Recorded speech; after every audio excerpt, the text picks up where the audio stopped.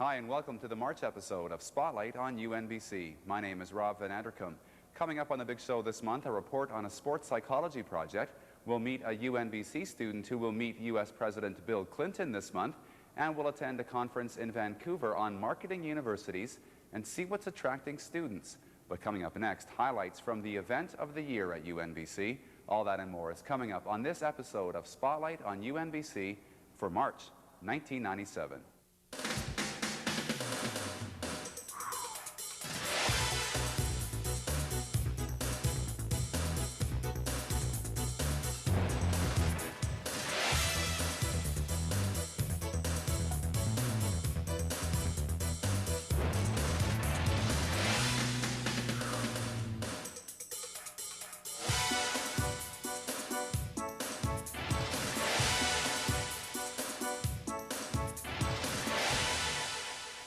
It's been said that if you do something twice at UNBC, it's a tradition, and if you do something 3 times, it's a lot of fun. The 3rd annual Winterfest was held at UNBC last month and was the university's version of an open house. It's nice here. I liked going around, looking at it, everything. Just wandering around and... Those students from Mackenzie were 2 of the more than 500 high school students who attended Winterfest 97 at the Prince George campus. Events included a series of interesting lectures and demonstrations by academic programs, student clubs, and community groups. It's priceless entertainment. It's it gives students a chance to, I guess, to see us show off and see us break boards and stuff like that. But ultimately, I mean, that's not what karate's all about. But I mean, it's what you strive toward, in the higher levels, and it's a lot of fun. The students love it. There's just a very small segment of my club that really enjoys participating in demonstrations.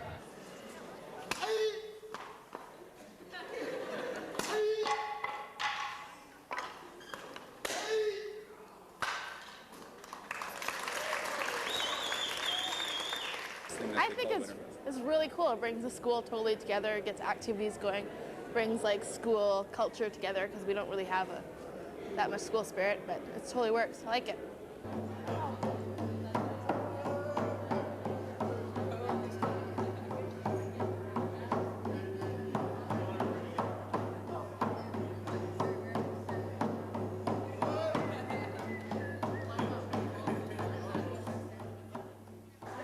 When we go to another tribe's territory, we play lahau to just like a diplomacy. And we're going to go to their territory, we play lahau to make friends.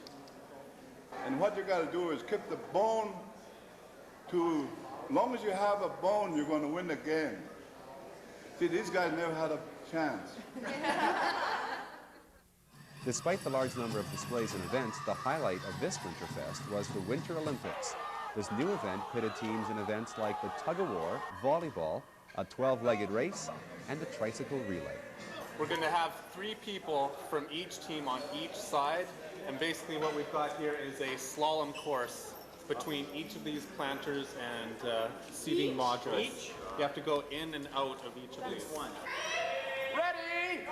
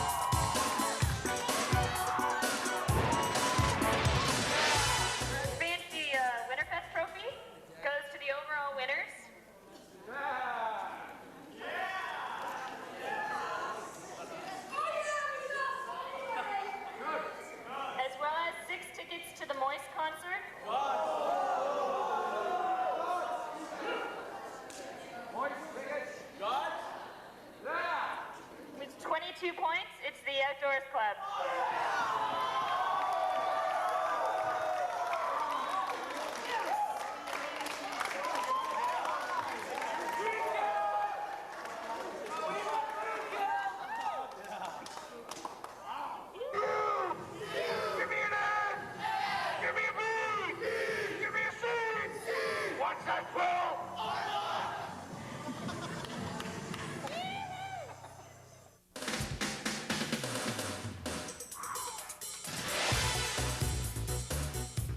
The UNBC Library and the Political Science program will both work to preserve the memory of a Northern BC pioneer who passed away in 1996.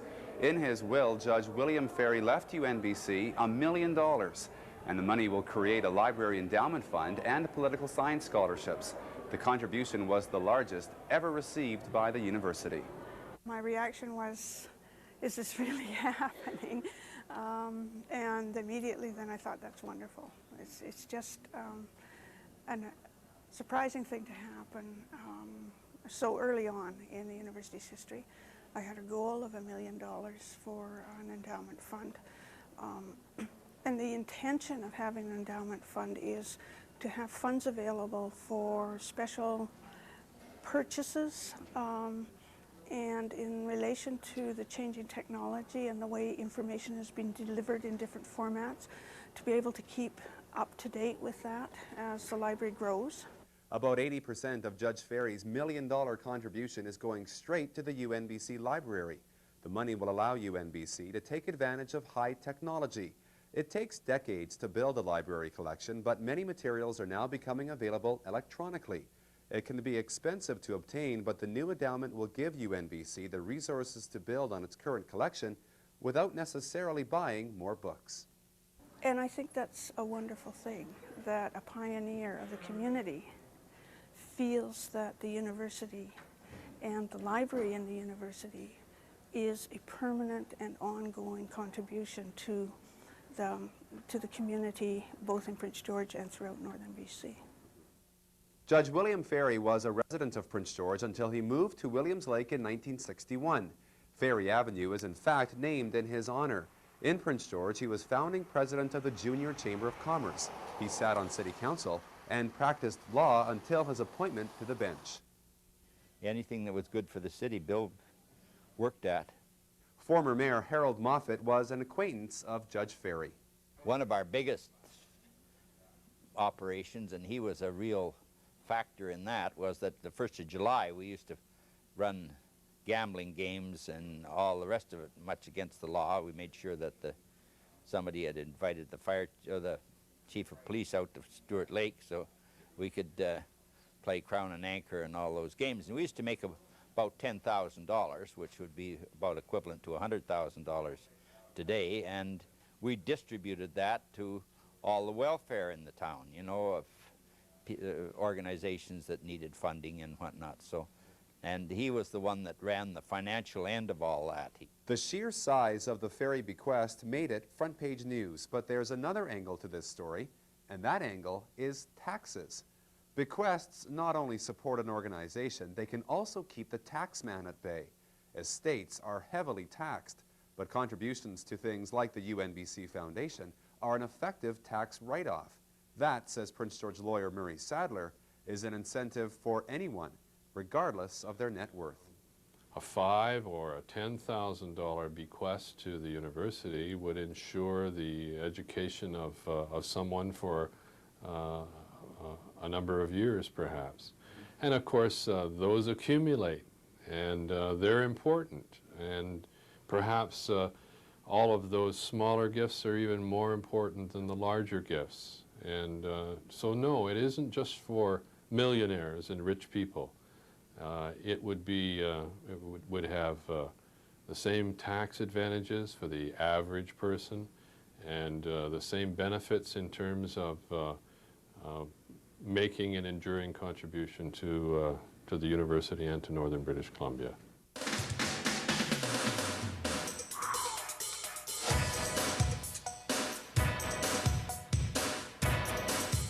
More than 1,600 UNBC students and employees took part in a province-wide measles vaccination last month. The action came on the heels of a measles outbreak at Simon Fraser University. This is a prevention strategy. We've got cases down in the mainland. It's spreading from SFU at what I consider almost an alarming rate, because they've gone from 0 to 138 in a month. And we have people hospitalized now down in Vancouver. There's a case at UBC, and there are a few cases outside of the lower mainland. So it's moving. Our population is vulnerable because of winter breaks coming up. We've got people moving around, students contacting staff, faculty moving around. And because of our vulnerability, the province has announced this measles campaign, which is primarily preventative here, as you said, that there's no cases here. We want to raise our immunity so the measles cannot come into our community and have a massive outbreak which would affect studies, family, and possibly spread out into the broader community. People will be doing traveling during winter break. Faculty will be going down to other universities to do studies or to do research. Students will be going on ski trips. People are going back home to Vancouver and to other places, so that's the time that the contact, and once the contact is there, if the communicability is there, then they'll come back up here, be ready to start back in on classes, and we could see an outbreak. UNBC hosted a visit by the government leader of the Yukon for the first time last month. Newly elected Piers McDonald visited the Prince George campus to meet with UNBC officials and identify some possible areas of cooperation between the Yukon and the university. If it continues to focus on programs and studies that are of great interest to resource managers in the north, to northern governments, focusing on such things as Aboriginal affairs, Aboriginal government, forestry management, those kinds of studies, then it's got a lot to offer students coming out of the Yukon. It offered enough for Leonard Giesbrecht and Michelle Nelson, both of whom came to UNBC from the Yukon. I had thought about going to UBC, but the total population of the UBC campus is more than what's in the Yukon itself, so that kind of shied me away from that university. Plus the issues that people are concerned with in the Yukon are similar to what you can learn about at this university, other universities. Like this is the only one that interested me at all, because of the natural resources and the environmental studies. And it is also geared to the northern climate, too. Northern climate. Yeah. A UNBC student is off to Washington this month to attend a Future World Leaders Summit in the U.S. Capitol. Anna Velasco is a first-year international studies student and is one of only 200 students from around the world selected to attend this prestigious conference. It's a scholarship program for students all over the world to discuss international relations and to develop diplomatic skills. And we also get to meet future world leaders and presidents and high-ranking people in the world. It teaches us to be leaders of the future and international issues like economics, politics, health issues, just for a chance for students to discuss about important issues that you can't really discuss in school as much as you would like to. Anna is a first-year UNBC student, and the 2-week trip will help her realize a lifetime goal. Last year, in grade 12, I was sent to Ottawa for the Forum for Young Canadians, and they had a comment sheet at the end there, and they said, "What would you like to do?" And I said, it would be my ultimate dream to meet, Bill Clinton, the president, and go down to Washington and have a tour of the White House. And so they sent me all these scholarship applications and essay forms, and I had to write an essay and things like that. So I think it was my essay that really got me in. The essay was about what? It was just why I wanted to go and what I have been doing in the community involvement, my leadership qualities, academic achievement, and basically what I do in the community.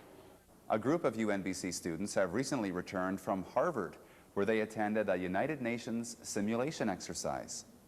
But basically, you understand the complexity of trying to get to a resolution, basically. You always think that it's really that easy, but when you are in it, you realize how difficult actually to reach to a certain, everybody, to a compromise, basically, how everybody can come together and say something. Give and take. And give and take, basically.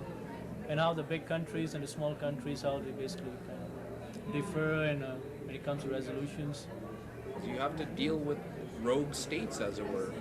So being able to have the chance to work with a bigger dynamic of people, and especially coming from a small school here, the population at the convention was 2/3 of what our whole school population is. So it's kind of nice to you know, be the small guy there, but to compete with the big ones.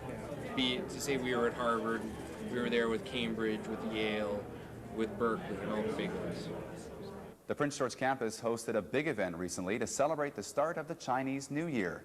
Chinese Cultural Days at UNBC brought a number of activities to the Northwood Winter Garden.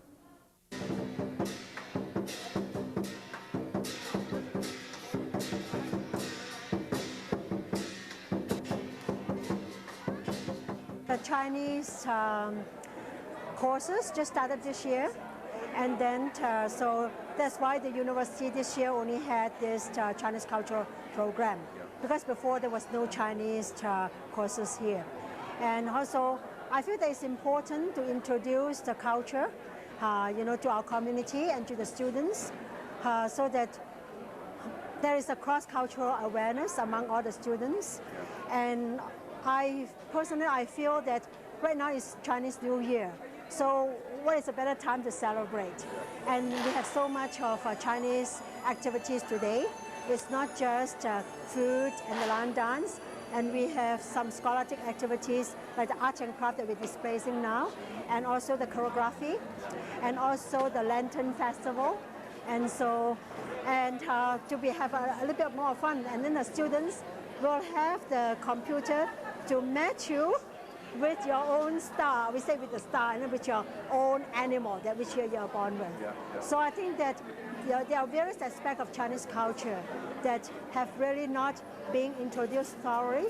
And so we take this opportunity to introduce more of the Chinese culture, the various aspects of the Chinese culture. A lot of people wanted to know one another culture. So you can look at the crowd. They are not all Chinese people. They are, I would say that all ethnic groups almost, they are here. And this is really great, you know, that this shows that people really coming out to want to learn one another culture. Yeah. UNBC students in the Resource Recreation and Fisheries programs spent a sunny Sunday afternoon on West Lake recently. They were involved in a couple of projects in conjunction with the annual Prince George Rotary Ice Fishing Derby. It's a fourth-year recreation class, and we're specializing in research and analysis. And what we did was we got together with the Rotary Club, who is the sponsor of the Ice Fishing Derby today here at West Lake. And we designed a questionnaire to help them decide what they can do to improve the event for next year. So we're just walking around, observing, and asking people questions and getting their ideas. About 1,000 people attended the event, and about a dozen students were involved with the recreation survey. A group of students from the Fisheries program were also on the lake and staffing one of the weigh-in stations. There's a number of different things that the students get out of this. The first is the experience of sampling fish in the field, taking the lengths, weights, scales, the information that we'll process back in the laboratory. We'll estimate the ages of these fish from the scales, and we can use that information subsequently to actually do analyses on the health of the population, the health of the fish that are in the lake. Second thing is that if we do this over a number of years, we'll be getting a time series. We'll be collecting information over a number of years, which can then be used in a comparative sense. So students in any given year can ask the question, well, are these fish in better shape or in worse shape? How are they doing relative to previous years? And the final thing is, I think this is really a good demonstration as to the importance of recreational fishing in a management context. So the students that are out here today are in a fisheries management course, and people tend to forget about the amount of money and the amount of interest in recreational fisheries, and this, I think, certainly highlights that. Some of the other students in my class, this is their first time out to an ice fishing derby, and I've been involved in some in the past. And basically, it just it opens your mind up to the interests of people, how wide the interests are, and that recreation isn't just a narrow field, that we have to have the wide perspective of taking everybody's interests into consideration. About 15 local high school students had the chance to sample some university-level instruction. when the UNBC Mathematics program hosted its first ever high school math conference. We want to tell students that mathematics isn't algebra. It isn't adding fractions. It isn't even just calculus that they do in high school. There's a whole lot of different things that mathematics is. Sessions included working on computers, geometry workshops, and an explanation of mathematics in architecture. We very often find that any of those kinds of symmetries in architecture. And so what the rest of the walk, we'll walk around, look for golden rectangles, look for symmetry in the buildings, and just get a little bit of a tour of the campus. Math is all over. It's in our architecture, in the actual shapes of things, the spheres, the triangles, the golden rectangles. You can't build a bridge without the mathematics that makes it work. And if you get the math wrong, the bridge will fall down on you. There's a few of us that'll just do math. We don't care about the real-world applications. We just love the math for the abstract idea. But for most people, as soon as you give them the real-world application, they relate to it and they're much more willing to do it and they like it. So that's also, yeah, part of why I do this walking tour of campus, is that they see the math around them and realize it's not just that X plus Y. The UNBC World Wide Web homepage is the best website of any university in either Western Canada or the Northwestern U.S. The UNBC homepage recently earned a gold medal for Best Website from the North American Council for the Advancement and Support of Education.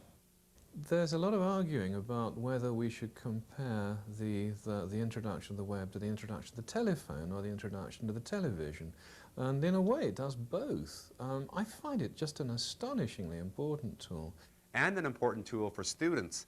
UNBC has courses available on the World Wide Web, but the web also contains a wealth of information on the university.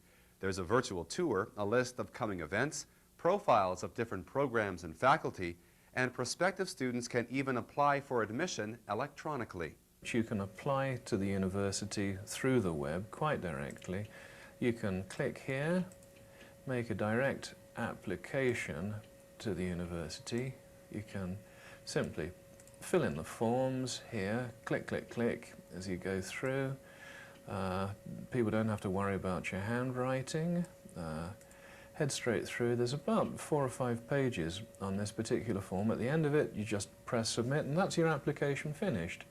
Having done that, you might decide that you want to apply to a place in residence. Well, again, you can do that. I'll find the right place.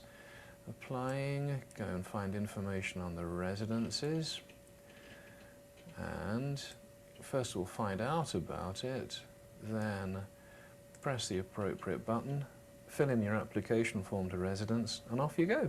What is it that you think makes a great website? Certainly having a very broad range of information. You have to work out what the user needs to know and try to provide it to them. I certainly don't think about it replacing things. In fact, I've got the radio going half the time while I'm looking at the computer. And certainly television does some things that you couldn't expect the web to do, but you can get things from the web that you simply couldn't get any other way. That somebody will phone me up and ask me about, say, a college in Illinois, and by the time they're halfway through the next sentence, I've got the information about the college in Illinois up on the web. You can get an unbelievable amount of information incredibly fast through this technology. So I don't think there's any doubt that within a few years' time, it's just going to be like having a telephone, that everybody has web access.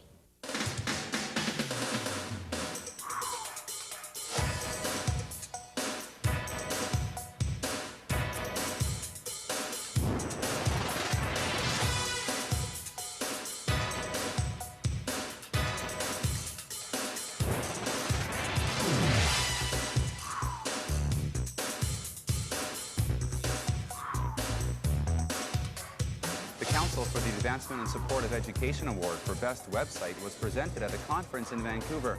That conference was all about marketing universities because across BC and across Canada, competition for university students is increasing. In BC alone, there's a new university and numerous other university colleges which are offering courses leading to a bachelor's degree. For that reason, marketing universities has never been more important. And while the World Wide Web is one new method of communicating to potential students, there are many other issues. Where I live in Pennsylvania, for example, within a 30-mile radius of my institution or 12 other institutions. So for us and for where we are located, we have always, because I represent a community college, we've always had to be incredibly competitive in terms of how we market to students. I mean, we were doing advertising in a big way 20 years ago. Four-year colleges and universities in the States, I think, have come into advertising, into different modes of marketing more recently, for example, than community colleges have. Whether it is a factor of competition, I certainly think that's one of the factors, but it's also the age in which we live. And you know how people process information, you know how much information you receive, and you know how incredibly creative something has to be in order for you to take a look at it or look at it more than once.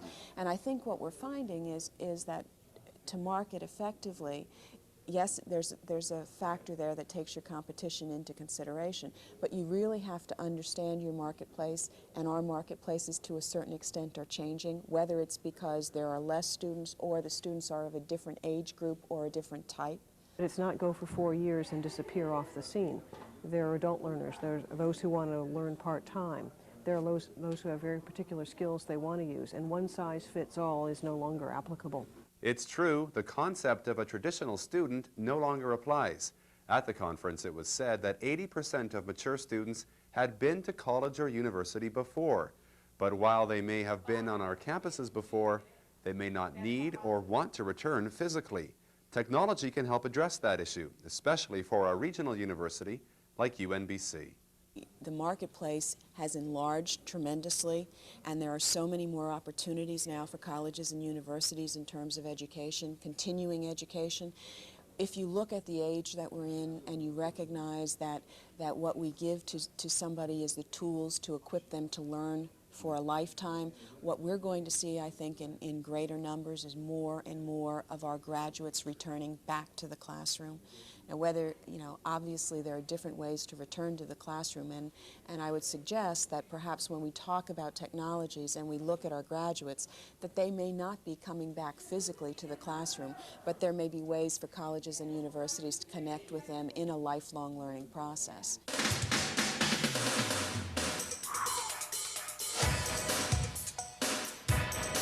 Thanks for watching this episode of Spotlight on UNBC. Tune in next month to find out more of what's happening at the University of Northern British Columbia.